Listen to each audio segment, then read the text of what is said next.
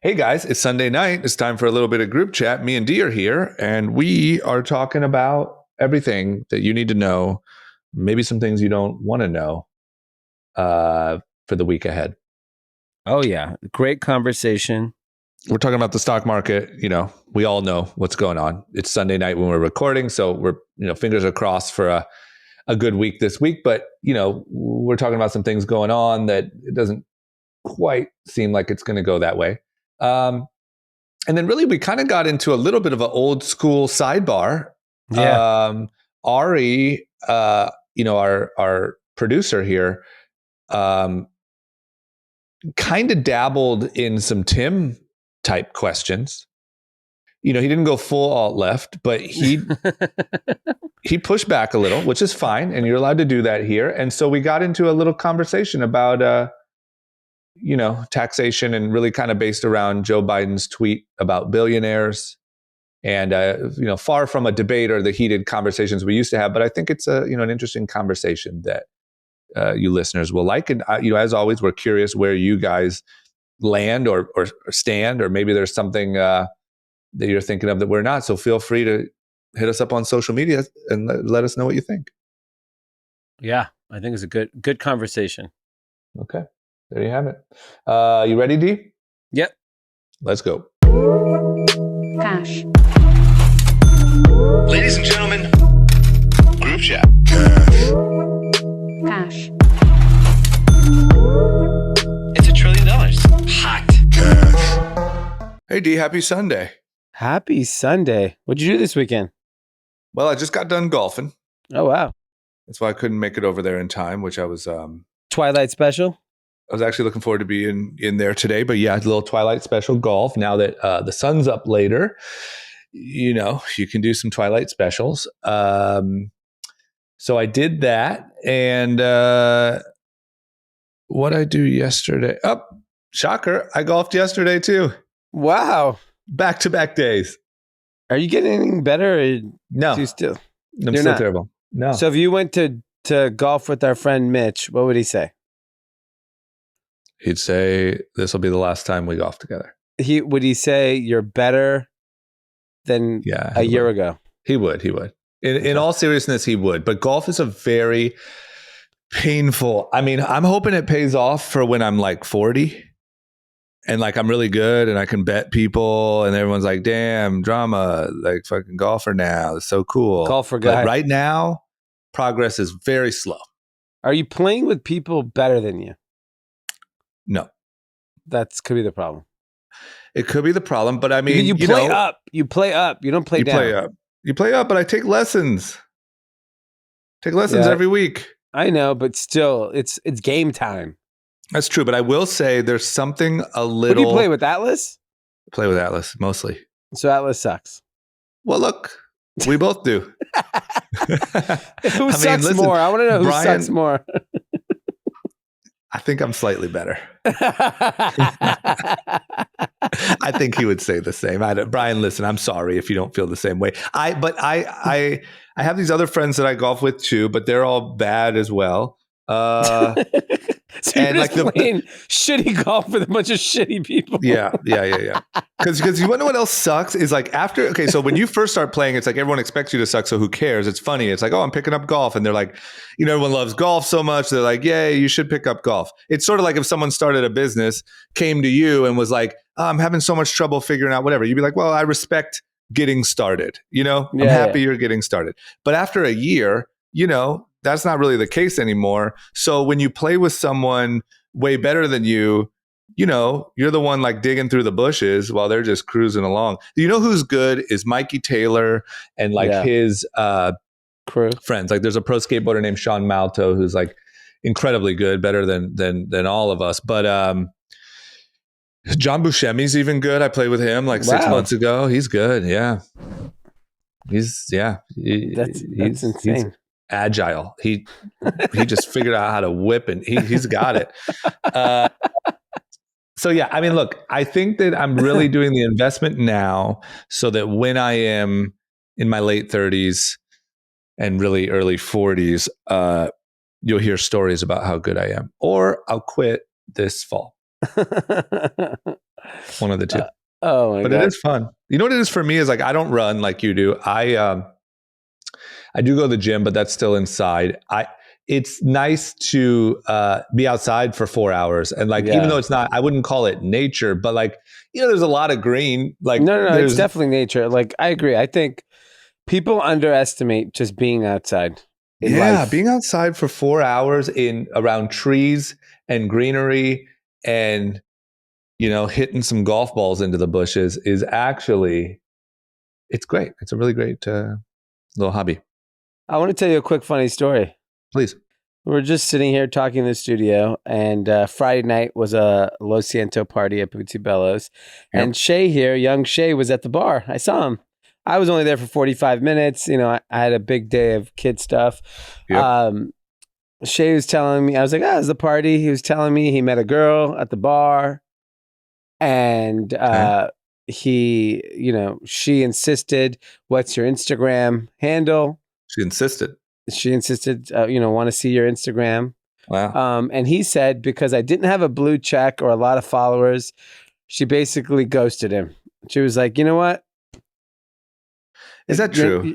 You're not that's what he said. It's true, How right? do you know? Can he hear me or no? He can hear you. Here's the mic. He has the mic. Shay, how do you know that's the reason? The second she saw my handle, like in my followers and lack of blue check, her eyes just dead in the water. How many followers do you have? Like 1,200. Yeah, that's and then instantly, like the that conversation. Is embarrassing. If you had like 8,000, you'd be fine. 1,200? 1,200 is tough. That's hard. I mean, 1,200 means would you just join last week? That's tough. We're working on it. You should have just said like, oh, this is my private. This is my Finsta. Or like I had a big following, and I realized that really, Instagram is bad for my mental health, and now I'm outdoors a lot more. Like, spin it. Honesty is the best policy. That's what they teach us. It's not true. Didn't serve Los me. In Angeles, Minnesota, yeah. That's why. Let me tell you, at Los Angeles nightclub, that rule doesn't apply. Yeah, at a nightclub, everyone else is lying. You might as well start. Yeah, I mean, so what I told him to do is buy 50 million followers. 50 million. Like, don't mess around with 50,000 anymore. Because everyone at the nightclub has 50,000 followers. You roll in with 50 million followers. He's like a Nordic looking guy. Just say you're big in Norway. Like, you're like the biggest thing in Norway and Sweden. Absolutely. What's your handle? You'll be Seamus.O'Brien. There we go. Yeah, I mean, okay, so Irish. Okay, well, let's start there. I mean, I just think if he rolled in with 50 million followers, it's over. You'd be beating him off with a stick. Well, that didn't. I don't really like the way I said that, but you'd be keeping them. Okay, I don't know what you'd be doing, but it would work.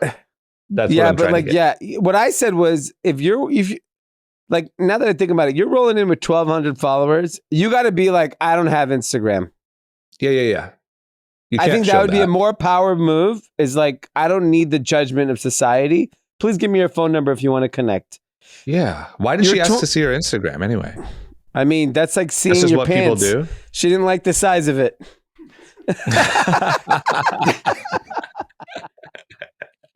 She's like, can I just check it out before we decide what we're doing? It's like, nah, size matters. Size matters. Didn't measure up. So, is that how it came up? Like, she just literally was like, "Oh, what's your Instagram? Let me check it out." So she never followed you? Absolutely not. Wow. So she probably you thought you were like some TikTok guy. Do you have a TikTok haircut? I don't know what you were. What was your haircut last night? I wear hats a lot. We'll put it that way. Okay. Maybe she thought you had a poof. No poof. You're gone. What is that just what girls do now, Shay? Like when you're getting to know each other, they say, "Let me check out your Instagram." I think that's the vetting process these days. That's how people see who you are, especially out here. Wow. Yeah, you got to start lying. Or just buy a shit ton of followers. Who cares? At least, treat yourself to 50,000. If it works, go to 50 million. Yeah. We're looking at the prices about $3.99 for a nice 50,000 followers. $399? No, $3.99. $3.99. Bro, buy 50 million followers. You would have gotten the follow with 50,000 followers For Should've $3. followed you The home. drink is like $18. Yeah. You put your drink budget for that night into followers, you would have had a lot more success. You should drink half as much, and let's say you go out and you spend $50 on drinks every night. Yeah. You should cut that budget down to $25 every night by $25 worth of followers. This is a great Because plan. you also got to buy likes too. That's So true. You gotta keep it $12 up. of followers, $12 of likes every Or no, night. you just hide your likes now. Oh yeah! Oh my god! They made it so easy for you. They just saved you half maybe your by budget. 25 comments. 25 Yep. comments. 25 comments. This is a lot to juggle. It's a business unto itself at that point. Well, Whoa, I mean, yeah, I I assume you like This is sex. We partake. Well, it doesn't sound like you are Well, Not You're that not night. partaking because you don't have followers. You don't have comments. You don't have it likes. sounds like for $3.99 you might be able to For partake a little bit. $3.99, your life can change. There's not a wholesome girl left in LA. That's what I left that night. That was my takeaway. Okay, then you should Yeah, leave. but that's just you're not, time for you to go. yeah. Back to fishing Minnetonka for at- you. when you're fishing in the lakes of the bar of Bootsy Bellows, you can't draw a conclusion about the whole city. But It's if you're like there, going- you might as well have some fake followers. It's like showing up to Google with a regular ass college degree. Gross. Gross. You want Ivy League. You want Yeah. Stanford. You need Ivy League level followers Followers, yeah. if you're going to play this game, or just stay out of Bootsy Bellows. Yeah. Just go to a nice little dive bar. Yeah, go to like give me a neighborhood. Culver City. Silver Lake. Silver Yeah. Lake. Yeah, Silver go to a nice Lake, Silver they will Lake not bar. judge you for your They will followers. not ask you for your Instagram. I guarantee. No one Yeah. at a Silver Lake bar is asking to see your page. They're like, what kind of camera you carry? Yeah. Film or digital. If you got a What Leica around your charities are neck, you supporting? you got a Leica around your neck, Oh, forget it. Get yeah. out of here. That's your million followers. You have a Leica and succulent. There's a joke in there somewhere about there's a succulent joke that I didn't want to take the risk of making. Oh my god! And listen, we've done this before. We've advised many former employees before, and I would say we've had great results. Yeah. So it's up to you. I would say either follow our advice or hit up the Silver Lake dive bar scene. Yeah. We'll get those numbers up. Yeah. How are you gonna do that? $3.99. $3.99. Okay. Just making sure we're on the same page. All right. Okay, good. That's a good. It's good to refresh like what the things that matter out in the dating world are. I forget. I'm trying to think like, what was the thing? Like, how did someone vet you out pre-social media? I'm trying to think like. Well, there was always like the table. Everyone would go but to let's say table. you weren't at the table. Okay. Like you're at a restaurant bar, like a regular bar. What was the vetting process for each group? I think clothes. Yeah. I think clothes tell a lot, and then I How think you look, girls, yeah. Like I think girls are pretty. Look, I don't want to get in, I don't know if I get in trouble here, but like the girls who care about these things work it into the conversation, like what you do for a living. Yeah. And some are, slicker than others of how they ask. Some girls just say, "Hey, what's up? What do you do?" What do you do? But- Before we get started talking, I need to know what Yeah. income level bracket you're in. Otherwise, this is a waste of my time. Exactly. The drinks But I here think, are $18. yeah, we got to get to the point here.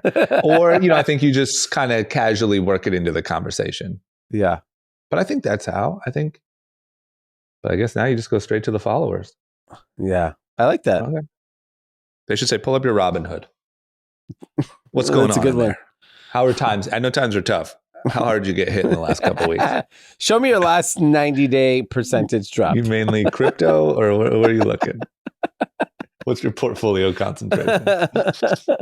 Speaking of which, I'm a little scared. It's Sunday night. We've had a whole weekend of peace and quiet from the nose-diving stock market. But here we are. I mean, we're less than 12 hours away from Mayhem. market open. What do we, I mean, is there any, like, I know that every day has been fucking crazy. I think what blew my mind is we recorded on Thursday Mm-hmm. and we were talking about how bad everything was. And normally what's kind of been happening is, even though it's kind of been on a downward, well, it has been on a downward trend, you've kind of had these, like, if today was a bloodbath, tomorrow you're going to go up a little bit. But it was a bloodbath on Thursday when we recorded, and then Friday was even worse. It just went into dead zone. So is there any guesses, signs, thoughts of what we're waking up to in the morning? So the reason why this week's a little scary is these are all the retail earnings that are supposed to come out. So you have Ulta, Macy's, Dick's Sporting Goods, Dollar Tree, Dollar General, and every retail earning that has come out has been bad. So Costco's also, Nordstrom, Best Buy. So even the discount retailers are showing softness. We're fucked then. Yeah, this, like, unless all of a sudden they interpret the information differently and saying, well, oh, we've bottomed out or whatever, but like, there's no way any of these retailers are going to report positive news. I mean, if Target and Walmart got creamed, there's no way like Best Buy isn't getting demolished. Absolute genius. What are those geeks called? Geek Squad. That's it. Geek Squad. Yeah. But you're telling me, like, if the place that sells like diapers and toilet paper and baby wipes, and like they're getting crushed. Yeah. The people who just sell fucking flat screens and dongles, flat screens, and fucking Xboxes, they must have got destroyed. Yeah. And that to me is the scary part, is that like there's no way any of these people have good news. And they're all kind of using the same excuse. So no one has like its own set of excuses. It's the same excuse for everybody. Yeah. So I don't know. I think it's going to be pretty rough. I also think, but on Friday, I don't know if you're following the market, it was down a lot. And in the last hour, it kind of came back a little. Yeah. And a bunch of stocks did turn positive. So that felt kind of like some encouraging sign. Yeah. But I just don't see why. Like, there's no catalyst that has happened in the last 3-4 days that says we should be going back up. Like, until there's some resolution in Russia, Ukraine, oil prices drop, COVID lockdowns in China get fixed, inflation like stronger on the positive side. Yeah, exactly. Like, there's no real catalyst to me at this point that's going to get people excited about like deploying money. Yeah. And you also see like part of it is like, you have to understand like these huge sums of money. So pension funds and large funds all over the world, all they have to do is they have to make money no matter what, right? Because they have obligations. And the reality is, like, if treasury yields are like 3% and there's stock markets going down the tube, like, you'll take your 3% over losing money. Yeah. And so I think that's the part that like I struggle with, is like, what's going to be the catalyst, whether it be now or in the summer, that gets people excited about reinvesting their money. Maybe it stabilizes and it's just like flat and it doesn't stops going down, but like to actually go up, so there has to be good news. Yeah, I think you named it. I think literally you have to have some sign of big resolution in Ukraine. You have to get a big decrease in inflation or gas. My one thought that could change everything is if there's like a slew of acquisitions. So there's a lot of really great companies that are undervalued. Yeah. There's a ton of money in private equity that needs to be deployed. They might go to publicly traded companies and start acquiring them. And I think the best companies in the world are sitting on so much cash, they might go on a buying spree. That could cause like massive speculation of like, you get one acquisition under your belt, then all of a sudden you get like hundreds. Yeah. And so that causes a whole new kind of opportunity to invest your cash. So that could happen, but like I don't know, feels like a stretch. But maybe you start seeing acquisitions. There are some incredible companies that are just heavily discounted. Yep.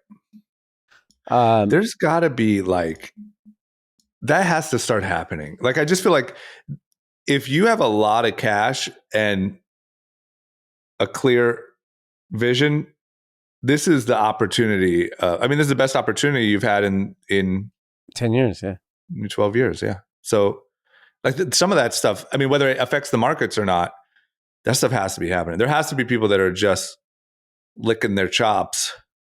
Because it's not, what can you do when everything's so overvalued, the way it was 6 months ago? Like, there's nothing you can do. You could click an Apple or someone like that could just clean up right now. Yeah, I think that's what we'll see. We'll see some real, like, I honestly think that's going to be the catalyst. I actually don't think, I was completely wrong on Russia, Ukraine. That shit might last for like 10 years. I know, man. I really thought you were right. It was supposed to be over by Coachella. What about I don't understand what are you doing? Back the fuck up, Putin. But it's also, what are we doing? Like, I don't really know. I haven't looked at it that much, but like, I know we're sending boatloads of money there. We're sending 40 billion. They said today, then I was reading that they want to send special forces to protect the embassy in Kiev. So it's like, that's a little muddy. Yeah, like that could quickly turn into like, why don't we send 10,000 of them? Yeah, exactly. Yeah, we're protecting it from 100 miles out. Yeah, and I don't know. I think like ultimately there's like a real like, I don't know. Where do you think all the money is? Like, before this all happened, there was record amounts of cash sitting, dry powder. Where's that now? Like in private equity shops, places like that. There's still a lot of dry amount powder. of money. So are they just sitting on it right now, kind of waiting it out? I think they're there's no reason for anyone to invest any money right now, right? Like, but the people they raise that money from can't call it back, or like that doesn't happen. I don't think so. I don't think that's how it works. Okay. I think, a lot of this money is also the fund has to call it from their LPs. So the LPs are the people that invested. So they kind of pledge it, but don't really send it. Exactly. So you may have to call it, and they're like, yeah. See, I have a checking and I have a send to voicemail. Yeah, for sure. There's a lot of sent to voicemail coming. You're calling like, Harvard. They're like, yeah. We are not available at the moment. That's the only thing that, to me, to your point of like all the opportunity and people buying and stuff like that could happen. But it seems to me like, I mean, I know next to nothing here when it comes to like the situation we're in with the market, but it does seem at least positive that there is a lot of cash there ready once we get a sign of some let up, that maybe it bounces back quickly. I don't know. Yeah, it's hard to say. I also think like we're also in this weird place where like we're really nitpicking every company and we're really nitpicking every founder, and you lose faith when you constantly do that. And I think like an interesting example is Tesla, Good old where Tesla. The business is on fire. Yeah, but people are like constantly, just like put the company on blast and Elon on blast, and they're saying, oh, he's distracted because he's trying to buy Twitter, he's trying to control the media. And then I saw that some former employee from 2010 was paid because he exposed himself to her. So I think it's like we also don't like, we're too busy like tearing each other down right now to even try to figure out how to like go. This is my big, like, completely sidebar topic. Yeah. But like, I was reading all these Elon Musk, and like, he's really become public enemy number one. But don't you think he's both? Don't you think he's public enemy number one at the same time that he's like public hero number one? Yeah, so I think he's a Joe, similar to how Joe Rogan was, True. Yeah. where like Joe Rogan is by far the most powerful person in all of media by multiples Yep. because of his reach. Because that's all that, if you want to talk about power, it's about reach. Yep. And he is such a polarizing figure, right? Yeah. Like I similar to how I said I liked Elon Musk to someone recently. I suggested a Joe Rogan podcast to someone, and they looked at me like, "Whoa, don't do that." And I had no idea that like that's the perception. Shay, try that at the bar. Yeah. Next time you go Hey, to the what do you bar- do? I don't know. I just listen to Joe Rogan all day. Yeah, What you about wanna make you sure in this never get nice laid. West Hollywood nightclub? I haven't been building my following because I've been listening to Rogan all day. I mean, I would love to have 40,000 followers, but you know, Joe Rogan releases 5-hour episodes daily, and I'm you not get a fucking vodka done. cranberry right to the face. Yeah. Vodka Red Bull. Yeah, good point. Yeah, you're right. You're right. And that's, you can't, I told you, like the other day we were at lunch and the table was talking about Joe Rogan and like I don't know, you could just sort of feel the table next to us like get really uncomfortable, you know? It's such a fucking joke. And even with Elon, like obviously the people that are kind of not, you know, fans of Elon are generally like very progressive left people. Yeah. And if you're like, let's say you're extremely liberal and you care about Earth, you care about people, and you care about humanity and the future of it, who else is there? Yeah. That's the rough part. That's a conundrum. I mean, I wonder how they talk around that. Like, I'm just curious how if that came up in conversation and you said, hey, well, you know, he's doing probably the most for that anyone's doing for climate change and humanity. Yeah. I wonder because there's obviously going to be an answer to that of like, well, no, did you actually know that he like there's, you know, they've figured out a way. So around. like, you know, I'll hear counter from just random people who'll counter like the climate change thing with Elon and say, well, he, you know, electric, you know, also damages the earth. Got it. So we should Then just I'm like, fine, just smoke a cigarette. Let's go back to diesel and shut the fuck up. Yeah, grab a horse and buggy. Yeah, I mean, no one's gonna. Here's the thing: is everyone just wants to criticize. It's so annoying talking to everyone these days. Everyone's just complaining. Everyone, just shut up. See, look what happened to you. You're having to complain because everyone complains. It's complaining. I'm like, dude, there's some amazing people doing amazing things. Let's just celebrate them. Yeah, and move the fuck on. Yeah, no, you can't. Cool. You have to bring everybody down. Yeah, like I think being miserable is cool. Like I think legitimately, if you're not miserable right now, you are like, it's like you're crazy. So most people are miserable. Yeah, I think most people are miserable, or all that everyone's talking about is being miserable. So you got to go out and you got to connect. Yeah. So you got to have what's been bothering you lately. Yeah. I just feel like if you could, you're like, you're not feeling well. Guess what? I'm way sicker than you. Yeah, 100%, 100%. That's like, I think if you could track like the spirit of conversations, you know, I think that like it's the misery it's not index. Cool. Yeah, the misery index. I don't think it's cool to celebrate to celebrate the future and all the great things happening. I just don't think it's like a topic of conversation. Yeah, it's really just who can interesting. out misery the other person. That's true, because like it's more. I hear more people celebrating when someone comes out and says that they're miserable, rather than someone that just fucking crushed it and is just like living their best life. Yeah. Yeah, you can't. I feel like the people that are crushed it and are living their best life are kind of scared to even really promote it. No, they're not. They're not posting. If you see people not posting, it's because they're not miserable. They're too hot. Yeah. They're too hot. They're having too much fun in their life, and they don't want to get judged by society. Yeah. You can't. That's serious. Like you don't. I know people. We both do. People that are having a great time right now, living a great life, and they're not talking about it. No, and that sucks. And think about what Instagram was, you know, to get my point across, I guess you could say 5 years ago, Instagram was nothing but look at how good I'm living, even if you weren't.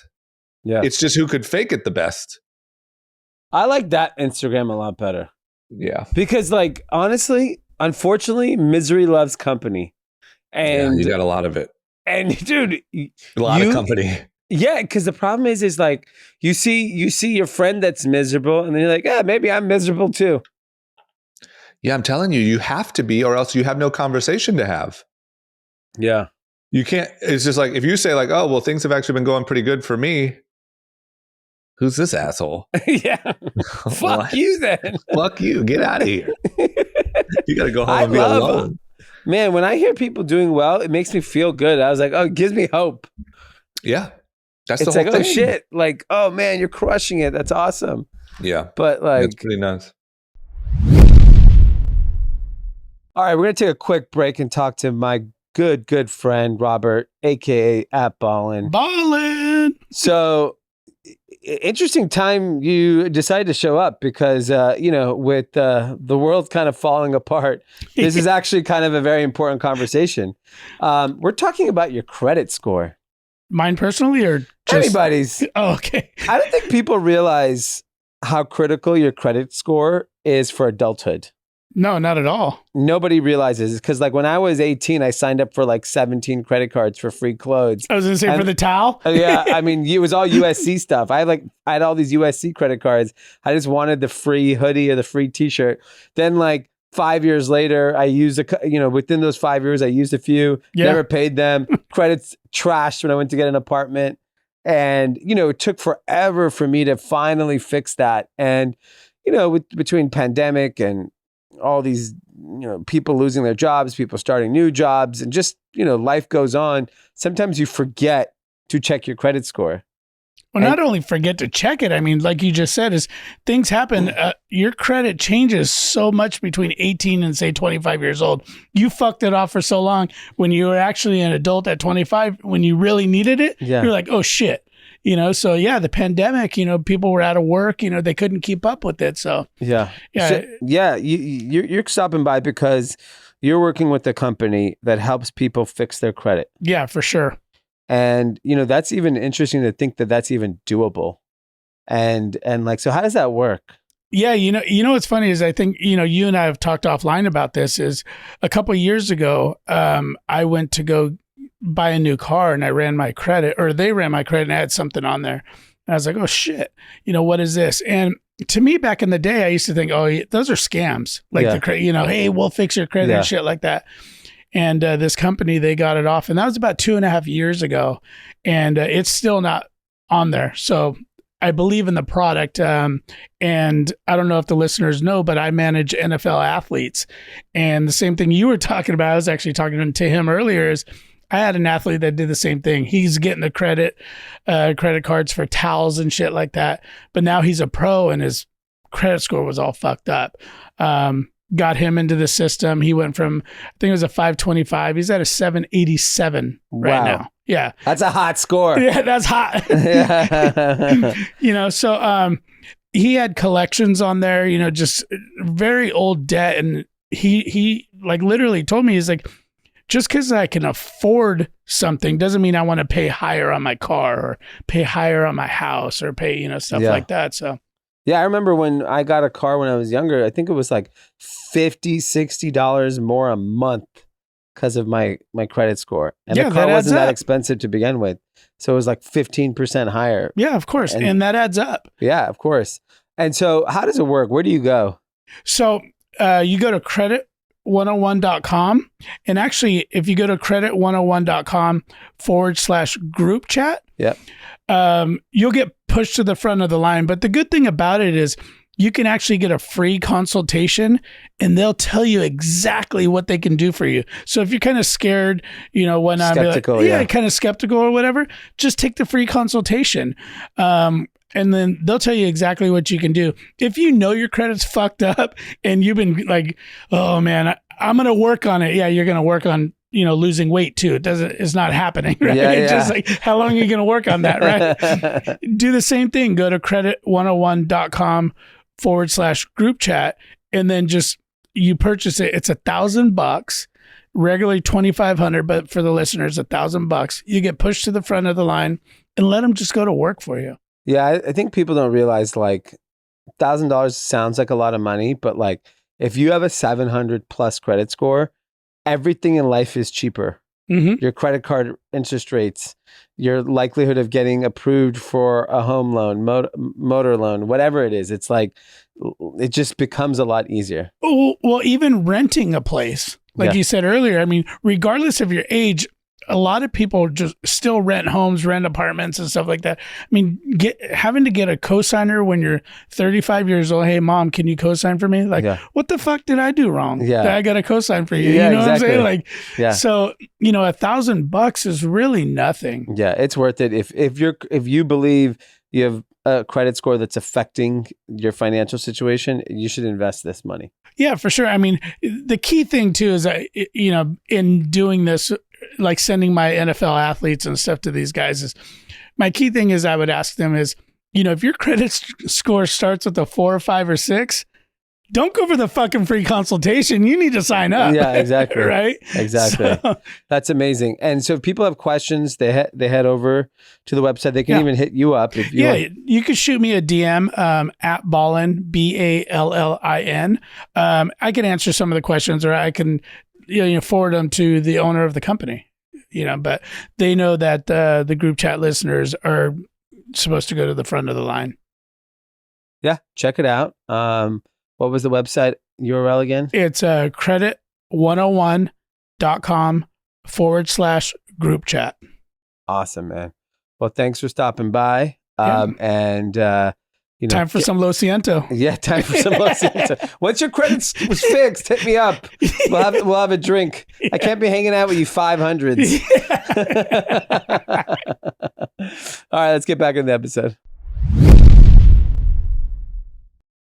What about, did you see, just in this kind of conversation, I guess it's kind of not that big of a deal now with everything we've been talking about, but in obviously the stock market got completely creamed, but crypto has just been getting like demolished, right? Yep. So, Bitcoin and that stuff is fine. There's a lot of people like, oh, Bitcoin, versus the S&P over the last 5 years, whatever.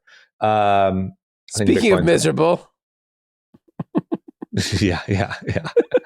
But the crypto king, Vitalik, the inventor of Ethereum, might be pretty miserable. Because he posted on Twitter, he was having kind of a back and forth with someone on Twitter, and he wrote after, I think they were talking about something about billionaires and whatever, and he wrote, by the way, I'm no longer a billionaire. So more misery. He's only got $998 million. That honestly is kind of sad. Like Vitalik should be a billionaire. I want Vitalik to be a billionaire. Like the guy co-founded Ethereum, this like revolutionary piece of technology. To see him not be a billionaire is kind of annoying. But also he doesn't care, right? I mean, didn't he donate like $1 billion worth of Doge or something? Yeah, exactly. Doge. He doesn't care. I think that's kind of that billion he gave in Doge is worthless. I'm telling you that in the old days, meaning like whatever 5 years ago, you wanted to be a billionaire. You wanted to say, I'm a billionaire. I think that for a guy like Vitalik, it's cool to say, hey, I'm no longer a billionaire. I'm broke and miserable just like you. I'm broke and miserable just like you. And this 900 million of mine is barely squeezing me by. I think it's a thing. Yeah. Poor guy. Literally, poor guy. Yeah, he's literally a poor guy. Okay, I just wanted to mention that. Next up, this isn't a good sign. Amazon is looking to offload about 10 million square feet worth of warehouse space. So is this to you like, okay, they probably just went nuts during COVID, super loaded up. Oh my gosh, we're going to need so much. And now, things are slowing a little bit. And so, hey, let's hurry up and get rid of this. Let's not have all this extra inventory of just warehouse space. Or is it something bigger? How do you see it? I think it's a really fucking scary sign. So I was talking to a bunch of commercial real estate agents a few months ago, And, we were talking about warehouse space in LA, and warehouse space in LA is just exploded in rent cost. Like our warehouse that we signed a lease for 5 years ago is up for renewal. They want 70% more. 70%. Yes, 70% more. But aren't you just late here? Like you just wait one more month and it'll be 70% cheaper? Yeah. And so I was like, no, for sure this market's going to see a slowdown. I see it because I'm talking to all the people that run these businesses and their business is off. They don't need the space. Yeah. They're like, no, we had a record year. I was like, yeah, last year you had a record year. Yeah. Things are This different. is a new year. Yeah, Every year is a new year. Yeah. It's not the same year. It's a new year. Yep. New shit happened. Yeah, big time. And, everyone's just like, no, commercial real estate, so hot. I'm like, why am I listening to a fucking commercial real estate agent? You don't know anything. You're just peddling. React. Yeah, you don't know shit about what's going on in the world. When's your lease actually up? It is. It's actually up in August, and we're negotiating. God, that's just bad timing. Yeah, and it was so like 6 more months. It'd be like, please stay. Yeah, in an ideal world, hopefully they're not pod listeners. Yeah. I would drag out a month to month for like 4 more months. Yeah, and then boom, you're good. Hit him. 20% hit him discount. with the 1-2. Yeah, hit him with the 1-2. Get the discount. But so you might want to edit that out. Yeah, it's a little too real. It's too real. It's too real. I've spoke to these people. There's probably no chance they listen, but I could be wrong. Okay. You know what? I'm going to roll the dice here. Yeah, do it. It'd be a this fun is just story. like a real test. If How we're big wrong, is this fucking podcast? Yeah.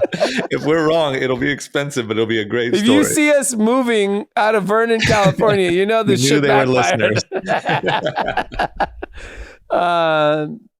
But here's the interesting thing. So Amazon is subleasing. It's rumored that they're subleasing 10 million square feet of warehouse in California, New Jersey, Georgia, all these places, which is only 5% of what they added during the pandemic. So they went on like a spree. Yep. The rumor is, though, that this could be the beginning of 30 million square feet that they actually need to get rid of. Got it. They also came out and there was someone on Twitter who talked to a friend that works at an Amazon distribution center. Volumes are down from 75,000 packages a shift to 50,000 or less. Hiring freeze began last week. Wow. Managers walking around mid-shift offering optional vacation, basically to send you home. A lot of employees standing around. So just think about this. These guys, their volume went down in this one shift, 30%. Yeah. Plus. In matter of months. Yeah. And this is Amazon. This is the best. This is like everyone uses Amazon. What the fuck do you think is happening for your regular run-of-the-mill e-commerce company? Yeah. That doesn't, that relies solely on their website. It's down. Yeah. It's down a lot. And what people didn't, I don't know, for me, it felt obvious that everything e-commerce adjacent is going to get affected. Like Shopify to me was the obvious going to get pummeled because they're the benefactor of like success and they get punished of the slowdown. Yeah. Warehouses, all of the SaaS software companies are going to get punished. Yep. And I'm sure there are so many other peripheral things that will get affected with the slowdown of e-commerce. And I'm surprised that more and more people didn't see that as such an obvious trade. Yeah. And I think like the warehouse thing, man, the other piece is that like Walmart and Amazon have said they were overstaffed in warehousing. Yeah. Who does that affect? Low-income people. Yeah. Yeah. Who's going to get hurt come Christmas time, come back to school? Low-income employees that are living off, like, think about it. Imagine if you got rid of millions of warehouse workers all across the country. And then you think about the lunch spot that's adjacent to the warehouse, the Target that's adjacent to the warehouse. It's such like a trickle effect of all of those things that people don't realize. And I don't know, like, I just saw Joe Biden tweeted today about, like, we have to tax the billionaires. Do you know what the problem with taxing the billionaires is? You've proven you don't know how to allocate money right to the American people. If you look at the spending and the allocation of spending and how we spend as a country, it's very inefficient. So we sent $40 billion of aid to Ukraine. We know American people right now are suffering.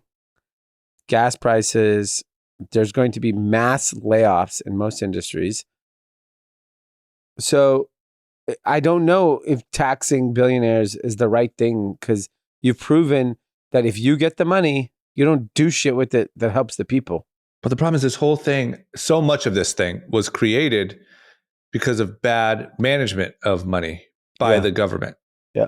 Not because billionaires don't pay enough taxes. Like, the majority of this whole problem. I mean, can you imagine, for the sake of like political bullshit, you know, I'm not celebrating any side or whatever, but like, there was almost a significantly more amount of stimulus passed, except for Manchin blocked it.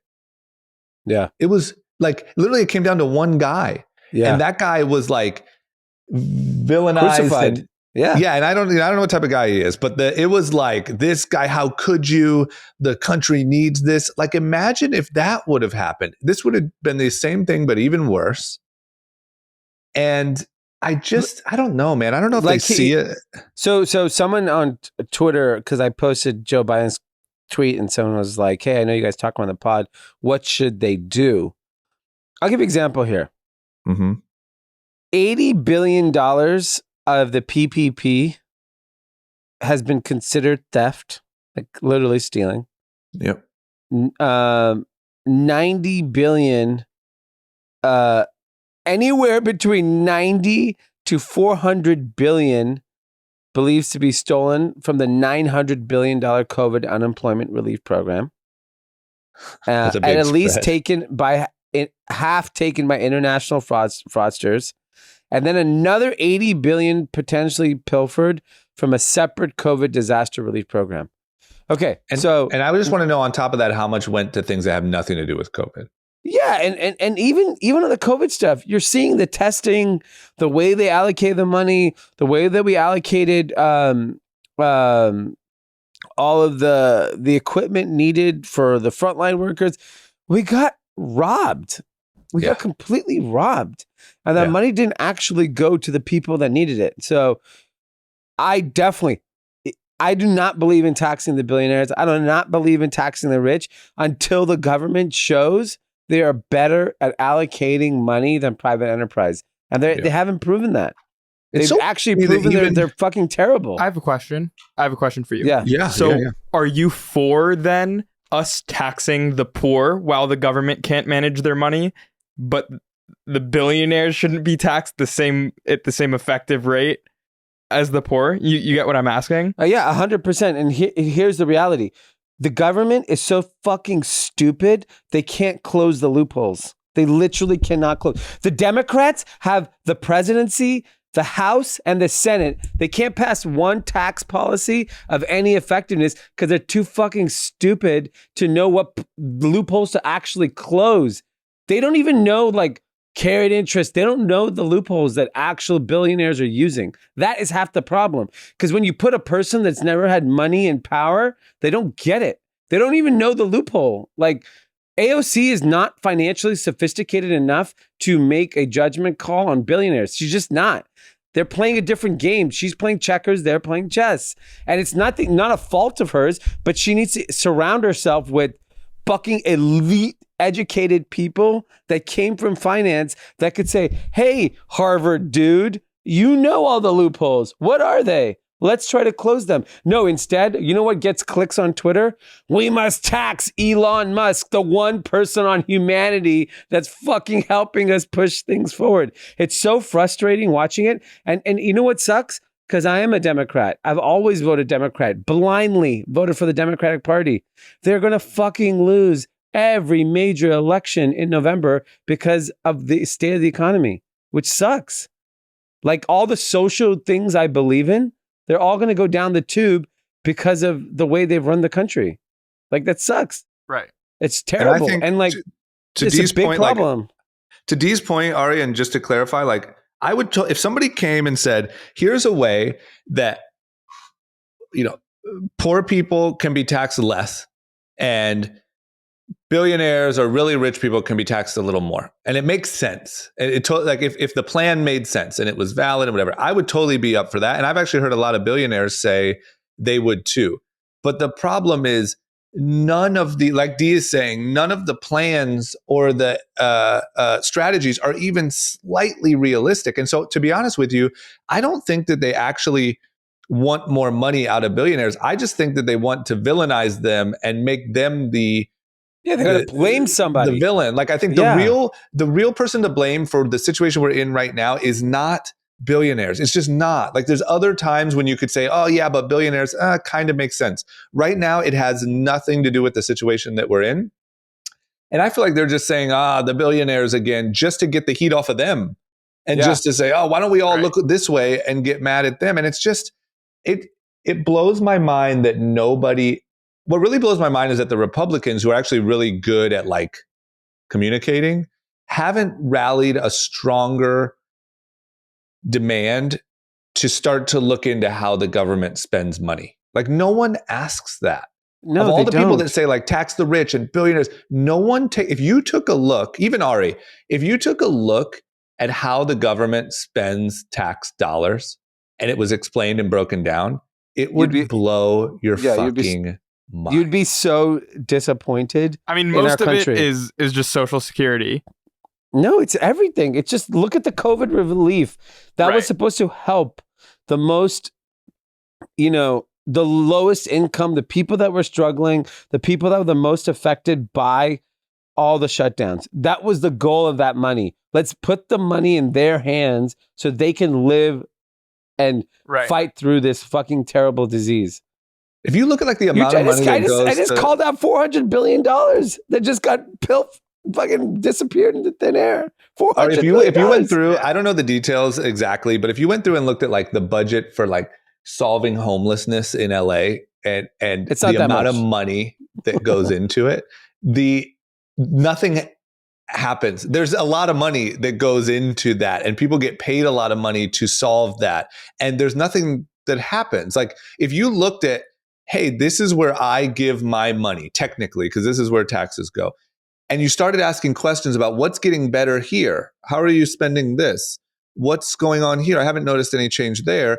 You would be disgusted. And I don't think that the answer is as easy as just, okay, these people are obviously really bad at knowing how to spend money. Let's give them more money and maybe they'll figure it out. I guess I don't disagree that government is really bad at allocating and managing money.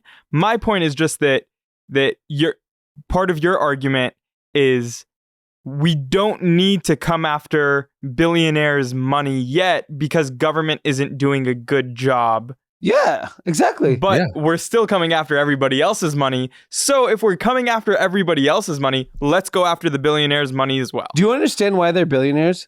Just straight up, and this is what no one wants to admit, they're fucking smarter than the rest of us. Okay? You add all of these, you could tax this, tax that. They'll fucking keep the money in another country. They'll find the shelters. There's always loopholes. They're never going to get outsmarted by the government. They're just not. I'm sorry. Like, it's just too fucking easy for them to. These people who are writing policy are not as smart as them, and all of their advisors. And so all you're doing is really spinning your wheels because the money will actually, think about it. Think about how many people just said, I'll just move to Florida. I don't have to pay state tax. Right. That was a simple hack. It's not like a genius hack. You leave California, you save like 10% of your money. So if you're a billionaire. We did a whole episode about moving to Puerto Rico. Yeah, and then if you don't want to pay federal income tax, you can move to Puerto Rico, which is still an American territory. Where right? I believe, I just want to say, I do believe that if the government, picture this reality, the government started sharing exactly how they spend all the money, how they plan to do it, and they actually started getting better and spending the money wisely. I truly believe, even though some people might think this is crazy, that really, really rich people would be way more open to paying a higher tax. And I'll tell you why it was going to the wealthiest people would be happy to pay a higher tax. We all live in the same city. We all live in the same state. We all live in the same country. Everyone wants to live the best quality of life. And so when you live in a city that is riddled with crime and has issues, even if you're rich, poor, no one likes that. No one wants that. Everyone wants better for themselves and the people around them. But what happens is, like when you see what's happening in a city like in LA, it's very frustrating if you live in California and you're extremely wealthy. Not forget like I'm a doctor wealthy, I'm billionaire wealthy. And you employ people, you've created an enormous amount of wealth for the state. California has a surplus. A lot of states don't. California has a record surplus. Why is the quality of life? What's the point of having a surplus if our quality of life is not there? I'll give you an example. I grew up in the public school system in LA. My brother, we all did. Most of my friends grew up in the public school system in LA. We all were afforded incredible educations, went on to great colleges, had great working careers. I can't send my kids to public schools. Right. That's fucking nuts. It's so nuts that they can't go to public schools. And I think that's part of the problem that no one talks about. Is like one other thing that billionaires are really good at is spending money wisely. Yeah. And I think that they look at the way they know how their money is going to get spent. And look, I'm not saying it's right or however you want to look at it, but so they avoid it because it's like this isn't going to a good place. I'm not excited to participate in this. It's bullshit. It goes fucking nowhere. And if the government was held more accountable and they did a good job, I really do believe in the good of humanity that people would be more willing to. Yeah, for example, like imagine if LAUSD school system, best education. Do you know if you have a good school, you have a better neighborhood and less crime? It's just known. Right. The best school districts or the best schools, the neighboring homes, that community, high real estate value, the best, like low crime, all of those things. But that is a spiral in itself. The property values and the property taxes funding schools and dilapidated schools lead to dilapidated property values that spiral down. I live in a neighborhood that has nice homes that are worth millions of dollars. The local public school is not good. And someone was dead on the street in front of it. We are very comfortable sending our kids to public schools. Instead, there's like a lottery to get into some charter magnet, and there's no qualifications for getting the lottery. So our kids don't get in. They didn't get into anything. Zero fucking schools. Right? And I'm lifelong Angelino, and I can't get my kid to any school. So now I have to pay exorbitant amount of money to send him to private school because why the fuck am I working this hard except to give my children an edge in life? That's my goal. That's the only goal I have. So I'm not going to send them to a shitty LA public school just because like, oh, it's close, it's neighborhood. And no, fuck that. Like, I don't like, here's the thing is like, we all work hard. We all want the best, but like, I'm not going to settle just because my neighborhood public school sucks and my kid has to suffer because of that. Fuck that. Like, I'm not down with that. And like, that's not fair to me. It's not fair to my kids. And so if everyone else wants to burn down the house while it's happening, then guess what? All you're doing is creating more inequality. Because let me tell you something. I toured all these private schools in LA. They're so fucking good. I called my mom after one of the tours and I was like, world's fucked. And she goes, why? She goes, these kids at these schools are getting such premium of an education versus a public school kid It's so unfair. It's so unfair. And I'm looking at like and this is the allocation of money. Like, you know, like why not give the LAUSD, give them the money. Like give them the money to like put out the best kids in the world. But we don't do that. And even if we do, it's not allocated correctly to actually giving these kids cutting edge education because we're fighting with so much bullshit and we miss it. And like, you know, all it's going to happen is these private schools are going to put out the best kids in the world. Those kids are going to go off to do fine and everyone else is going to left fucking behind, which sucks.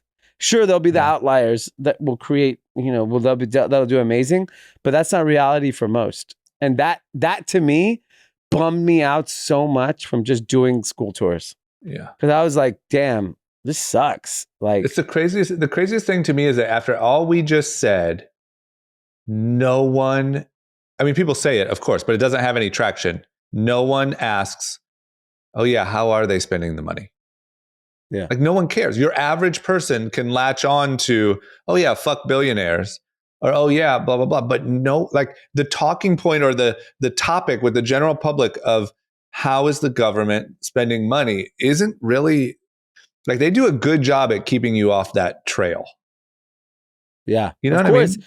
The fact that Joe Biden, the president, I get it if you're a local congressperson. AOC should continue attacking billionaires. I think it's a great shtick and she should do it. It works for her. It's great. Joe Biden needs to be smarter than that. Like he needs to be like very calculative of like, how are we going to actually help our country? Like give a solution instead of just tweeting on a Sunday night. By the way, I'm sorry, going against Jeff Bezos and Elon Musk, this isn't like the billionaires of the last generation that had like 10 billion. These people have like 300 billion, 200 billion. They're bigger than GDPs of small countries. Like, they're not going to win that battle. You know, Elon Musk is going to buy Twitter eventually. Jeff Bezos owns Washington Post. Like, they could, it's just thinking about like how you actually should attack this. Like, if I was president of the United States, Democrat, I would have Jeff Bezos, Elon Musk in the White House and be like, look, this is what I need from you. I need you to pay more fucking taxes. But what do you want? What do you want so that I can get the win that you paid more taxes? And they're going to be like, great, be more efficient with the spend. Yeah. It's only going to create more wealth for them. They're not stupid. They just know that these people are so inept at what they do, they're just not going to give them the money. And they're making them the enemy instead. Jeff Bezos worth 250 billion or 150 billion does not matter. Like, why is Biden not like, he won't even acknowledge Elon. Yeah. Like he's fighting with Bezos. He won't acknowledge Elon. Like it's just who's wild. American manufacturing, climate change, electric cars, employ? Solar power, putting us in space. America basically fell behind on the space race until Elon forced everyone's hand and said, we're going to put America back on track. These people are changing. Like Amazon's like Amazon and Apple are the two greatest companies ever. And they're American. We should be celebrating them. Yeah. Apple has so much money sitting in Ireland that they can't, they're not going to bring back to the country. That's what I'm saying. Work out a deal. Because of a stupid tax. Work out a deal and be like, yo, Tim Cook, you could bring it all back for some nominal tax rate. But guess what? You have to build 5 factories in America. And you have to employ all these Americans. You have to guarantee 1 million jobs. Why not do that? That can happen. Fucking say you can have it tax free, but you have to build the factories in America so that we don't have to be relying on foreign supply chains. They're not thinking like that. Instead, they're tweeting on Sunday night. They had their fucking late night shitty bourbon to tax Elon Musk and Jeff Bezos. Oh, such a ball drop. Like so I would make stupid. Amazon build factories in America too. I would literally go to Jeff Bezos and say, you know what? You can have fucking 5 years of no tax, but you have to build all your private label has to be done in America. Yeah. Dude, you know how many jobs that is and how great that would be for the supply chain of America? All these global issues we're having, they're not going away. They're going to continue. 5 years from now, there'll be another problem. And we're not going to have food and water and we don't have baby formula? Baby formula? You're talking baby formula? That's nuts. kids are starving under this administration. That's unacceptable to me. Like, it's fucking nuts. But we're just blaming the and like, billionaire. I don't care about Democrats, Republicans. Fuck all of them. They're all stupid. But like, why not improve the lives of the people when everyone's suffering? That's just mind-boggling to me. I'm with What do you. you think about that, Ari? Yeah. And by the way, talk about American Dream. Pete Davidson just pieced out on SNL. I mean, what do you think that is? That's just a BDE. He's just out of here. Because I heard that Kate McKinnon and like the big dogs are leaving. Like, do you think that's some like, they have been known for being like pretty. People leave though. People woke. leave. I know, but all your stars are leaving, and you're telling me Pete Davidson is like on the ride of his life when it comes to like his attention and relevance, and you're gonna let him walk out the door? Pete Davidson wants to be in the Valley on Sunday at soccer. You're doing Saturday Night Live, you can't do it.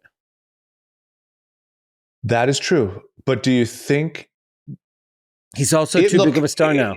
If you're whatever his name is, Lorne Michaels, you just can't let the guy walk out the door. You can't. Who watches SNL? SNL is such hot garbage these days. And you're telling me Pete Davidson and Kate McKinnon are going to walk out the door. What? Why would you ever watch SNL?